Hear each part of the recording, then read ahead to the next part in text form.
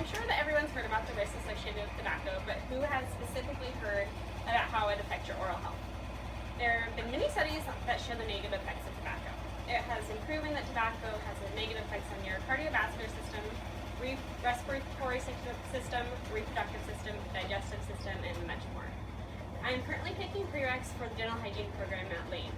So for this report, I'd like to focus on the effects of tobacco on your oral health and what Oregon is doing to prevent tobacco use.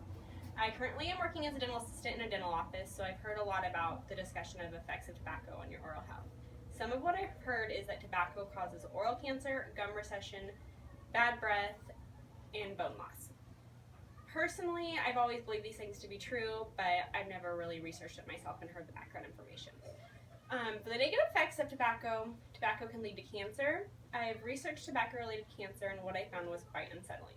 Tobacco use accounts for at least 30% of cancer-related deaths. On the American Cancer Society website, I found that tobacco is not only linked to lung cancer, but also to oral cancer.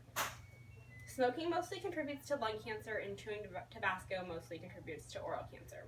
For example, smokers are about 25% more likely to get lung cancer than non-smokers, and tobacco users are about 7 times more likely to develop oral cancer than those who don't use tobacco. Research shows that tobacco users accumulate much more plaque, tartar, and calculus than non-smokers. This can lead to gingivitis. Gingivitis means inflammation of your gums. When your gums are inflamed, they're a lot more sensitive than they normally are. Typically, when one has gingivitis, their gums bleed easier, which makes them hurt more, and from what I've observed, makes people not want to brush their teeth and floss regularly because they say it hurts. When you don't have regular home care, it leads to tooth decay. At the beginning stages of tooth decay, you can have some increased sensitivity, but if the decay is not addressed, it will continue to grow and rot away your entire tooth. Basically, this can lead to extreme discomfort and even loss of your teeth. It has also been proven that tobacco use produces a loss of gingival tissues and alveolar bone. That means the bone that your teeth are attached to that holds your teeth in place. Destruction of the area in chronic tobacco is the cause of chronic tobacco as a result of collagen breakdown due to increased release of collagenase. Basically, what that quote is explaining is that tobacco rids away your gum tissue and alveolar bone. Gum recession can lead to exposed root surfaces, making your teeth very sensitive to hot and cold. This is because the root surface of your teeth is much more sensitive than the crown of your tooth. Bone loss is bad because if you lose too much bone, your teeth will become loose and eventually fall out. From my research, I've learned that tobacco use indeed does have a negative effect on your oral health. It contributes to increased tooth decay, oral cancer, gum loss, bone loss, and overall sensitivity of your teeth. With all of these increased risks from tobacco use, it makes it hard for me to believe that anyone who actually is aware of these risks would continue using tobacco.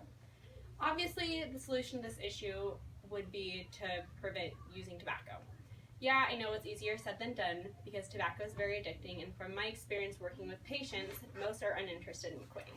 I specifically researched what Oregon is doing to help reduce tobacco use. What I found on the Oregon Health Authority website is that we do have a tobacco education and prevention program in place. Oregon has a $15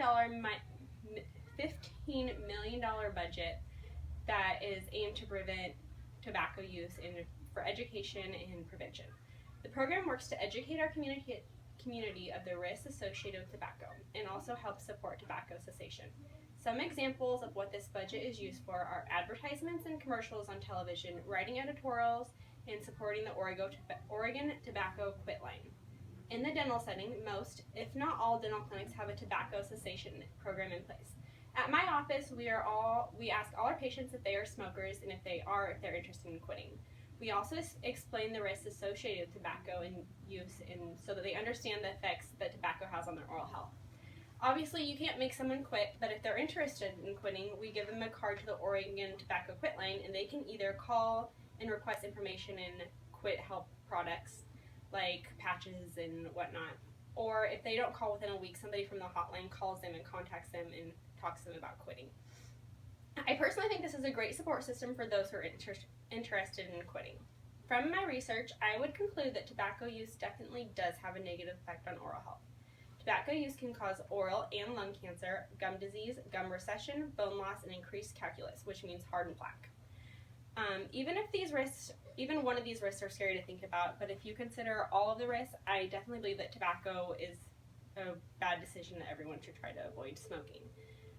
To promote tobacco cessation, I plan to continue to educate my patients, and I believe that patient education is very important because the program that Oregon has in place is really helpful, but I think it's a lot more beneficial when you work with your patients one-on-one and try to talk to them about what's going on with their oral health. So this is what can happen from smoking. This shows kind of like your bone loss, and there's plaque and calculus in this tooth. This tooth right here is probably going to fall out soon because there's so much bone loss from smoking and tobacco use. These are oral cancer. There's lots of different kinds. I think there's about 5. These are just 2 different examples. They're just kind of big lesions, and they can continue to grow if you don't get them addressed. If you take care of them soon enough, you can get them biopsied and help prevent them, but eventually they can grow and you can lose your tongue, lose your lip, even possibly die. Down here is a picture of the quit line that we give our patients if they're interested in quitting. And that is all.